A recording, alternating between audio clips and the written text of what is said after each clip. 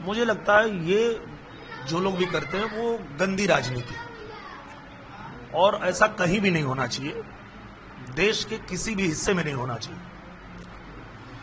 ये देश इसी बात के लिए जाना जाता है कि यहाँ अलग अलग भाषा है, अलग अलग कल्चर है, उसके बाद भी अनेकता में एकता है।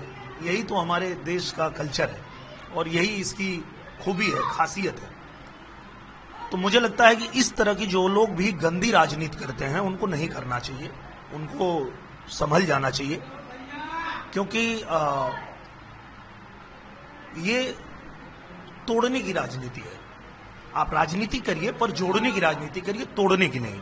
तो मुझे लगता है अगर कोई इस तरह की बात करता है और किसी में दम है तो हमको महाराष्ट्र से निकाल के दिखाए। अगर मराठी नहीं बोलने पर मैं नहीं बोलता हूं मराठी, मुझे निकाल के दिखाओ।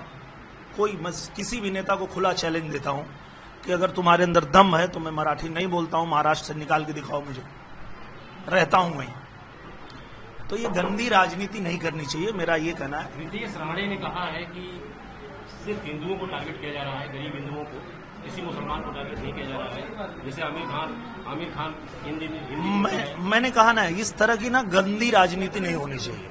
मैं खुद भी एक पॉलिटिशियन भी हूं, कलाकार भी हूं, पर मैं मानता हूं कि राजनीति कभी भी लोगों के भले के लिए होनी चाहिए, देश के भले के लिए होनी चाहिए।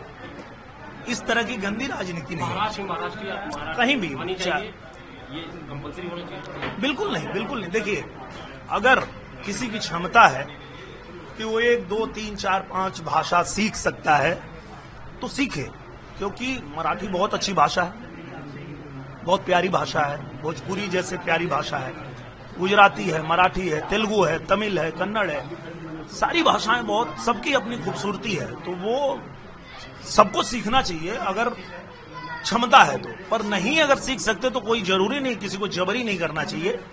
ये गंदी राजनीति है, ऐसा नहीं होना चाहिए। क्या हिंदुओं को टारगेट किया जा रहा है, ये आप भी मानते हैं? मैं ऐसा नहीं मानता।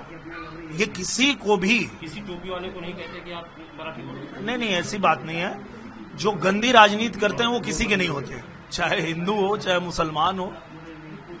जो गंदी राजनीति करते हैं वो गंदी राजनीति करते हैं और वो किसी के नहीं होते हैं, मैं तो ये मानता हूँ। अखिलेश यादव 2 दिन पहले गए थे आपकी आजमगढ़ में, उन्होंने अपने कार्यालय को पीडीए कार्यालय बना दिया। ये किस तरह का पहल? मुझे लगता है कि सब लोग अपनी अपनी तैयारी कर रहे हैं, वो भी अपनी तैयारी कर रहे हैं और करना चाहिए। और मैं तो ये कहता हूँ कि लड़ने का मजा तब आता है लड़ने वाला जब काबिल हो। तो जब वो वहां आते हैं और वहां आकर के कुछ काम करते हैं तो हमको भी अच्छा लगता है कि भाई पहले तो आते ही नहीं थे, कम से कम हमारे आने का इतना तो फायदा हुआ कि अब उनको आना पड़ रहा है। नहीं तो ये लोग तो जीत के अपना प्रमाण पत्र लेने नहीं आते थे, पर अब आना पड़ रहा है लोगों के बीच। उनकी अगर उपस्थिति हो रही है तो ये अच्छा संकेत, अच्छा है।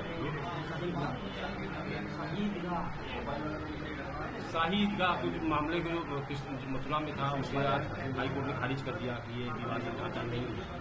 ये एक मामला अभी आज हिंदू पक्ष की अपनी चीज को अभी फिलहाल खारिज। मुझे लगता है कि जो मामला कोर्ट में होता है वो उस पर किसी भी व्यक्ति को कोई अपनी राय देने की आवश्यकता नहीं है और वो उस पर हमको कुछ बोलना भी नहीं चाहिए। सरकार का ये टारगेट है कि काशी के बाद मथुरा नहीं, मुझे लगता है कि वो तो जब कानून से पास होगा तभी, चाहे हमारी पार्टी हो किसी की पार्टी हो, वो तो जब न्यायालय से जो आदेश आएगा वो फिर होगा।